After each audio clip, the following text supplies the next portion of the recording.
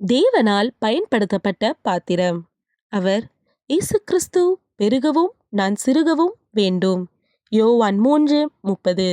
தலைப்பு: அடக்குமுறையை அழிப்போம். இன்றைய தேவமனிதர் ஃப்ரெட்ரிக் டக்ளஸ். மண்ணில் பிறந்தது 14/2/1818 ஆண்டு. விண்ணில் சென்றது 20/2/1895 ஆண்டு. ஊர் டால்பாட் கவுண்டி, மேரிலாண்ட். நாடு அமெரிக்கா. தரிசன பூமி அமெரிக்கா. அடிமைத்தனம் இது காலம் காலமாக சில கயவர்களால் கட்டாயப்படுத்தப்பட்ட ஒன்று. தான் வாழ பிறர் வாழ்வை அளிப்பது இது. எல்லோருமே உலகில் வாழ பிறந்தவர்கள் என்ற எண்ணம் நமக்கு வேண்டும். அதுவே உயர்ந்த எண்ணம். ஆனால் சிலர் இதை புரிந்தாலும் புரியாதவர்கள் போல் நடிக்கிறார்கள். அவர்களுக்கும் புரிய வைப்பது நமது கடமையன்றோ? ஃப்ரெட்ரிக் டக்ளஸ் பல்வேறு அமெரிக்க வெள்ளையர்களிடம் அடிமைகளாக பல கொடுமைகளை அனுபவித்தவர். காரணம், இவர் ஒரு ஆப்பிரிக்க கருப்பு மனிதர். அந்நாட்களில் வாய் திறந்து பேச முடியாதவர்களாக இந்த ஆப்பிரிக்க கருப்பர்கள் அடிமைகளாக்கப்பட்டார்கள். சொல்லொன்னா வேதனைகளுக்கு உட்படுத்தப்பட்டார்கள்.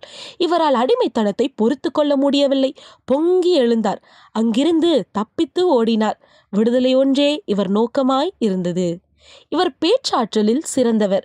மிகுந்த புத்தி கூர்மை உடையவர். அடிமை எதிர்ப்பு சங்கத்தில் இணைந்து பேச்சாளரானார். ஆண் பெண் சமம், நாம் அனைவரும் சகோதரர்கள் என வீர முழக்கமிட்டார்.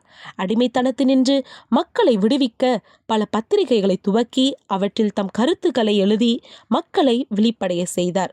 கருப்பு இனத்தோரின் புரட்சி வீரனாக மாறினார். அனைத்திற்கும் மேலாக இவர் ஒரு சிறந்த போதகராக தம் பணியை திருச்சபையில் ஆற்றினார். கிறிஸ்து காட்டிய பாதையில் அனுதினமும் மக்களை நடத்தினார்.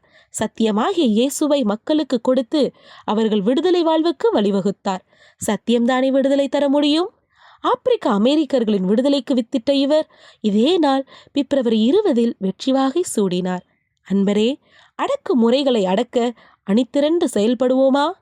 வாழ்விலிருந்து வாழ்வுக்கு தன் முழுமையையும் ஈடுபடுத்தி சுயத்தை வெறுத்து செய்யும் பணியே அன்பு என்கிறார் கிரிஃப் தாமஸ்.